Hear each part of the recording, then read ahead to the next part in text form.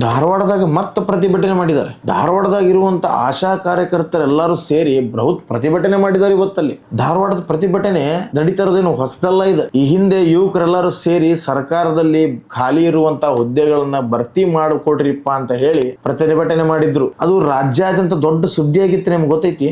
ಇವತ್ತು ಆಶಾ ಕಾರ್ಯಕರ್ತರೆಲ್ಲರೂ ಸೇರಿ ಹೋರಾಟ ಮಾಡಿದ್ದಾರೆ.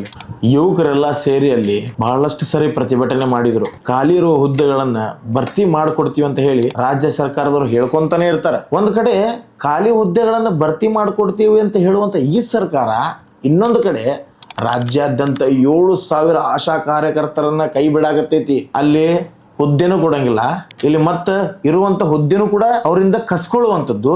ಒಟ್ಟು ಧಾರವಾಡ ಜಿಲ್ಲೆ ಒಳಗೆ ಸುಮಾರು 394 ಆಶಾ ಕಾರ್ಯಕರ್ತರನ್ನ ಕೈ ಬಿಡುವುದಾಗಿ ಆರೋಗ್ಯ ಇಲಾಖೆಯಿಂದ ಹೇಳುತ್ತೆ. ಆದ್ರೆ ತೀವ್ರ ಹೋರಾಟದಿಂದ ಈ ಪ್ರಸ್ತಾಪವನ್ನೆಲ್ಲ ಹಿಂಪಡಿತಾರೆ. ಆದ್ರೆ ಈಗ ಮತ್ತೆ ಕೈ ಬಿಡುವುದಾಗಿ ಹೇಳಾಕತ್ತಾರೆ.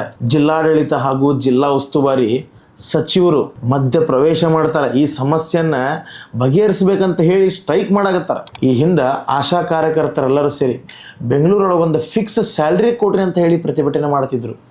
ಆದ್ರೆ ಈಗ ಅವ್ರ ಪರಿಸ್ಥಿತಿ ಹೆಂಗ್ ಬಂದೈತಿ ನೋಡ್ರಿ. ಕೆಲಸದಿಂದ ತೆಗಿಬೇಡ್ರಿ ಅಂತ ಹೇಳಿ ಪಾಪ ಅವ್ರ ರೋಡ್ನ್ಯಾಗ ನಿಂತ್ಕೊಂಡು ಪ್ರತಿಭಟನೆ ಮಾಡುವಂತ ಸ್ಥಿತಿಗೆ ಬಂದಾರ. ಆ ಸ್ಥಿತಿಗೆ ತಗೊಂಬಂದಿರುವಂತ ಸರ್ಕಾರ ಆಶಾ ಕಾರ್ಯಕರ್ತರು ಅಂಗನವಾಡಿ ಕೆಲಸ ಒಂದು ಬಿಟ್ಟು ಬೇರೆ ಸರ್ಕಾರದ ಯಾವುದೇ ಯೋಜನೆಗಳು ಅದು ಇದು ಅಂತ ಕೆಲಸ ಬಂದಾಗ ಅವ್ರು ಕೆಲಸ ಮಾಡ್ತಾರೆ. ಅಂತ ಟೈಮ್ನಾಗ ಈ ಸರ್ಕಾರ ಅವ್ರನ್ನೆಲ್ಲ ಕೆಲಸಕ್ಕೆ ಉಪಯೋಗಿಸ್ಕೋತಾರೆ.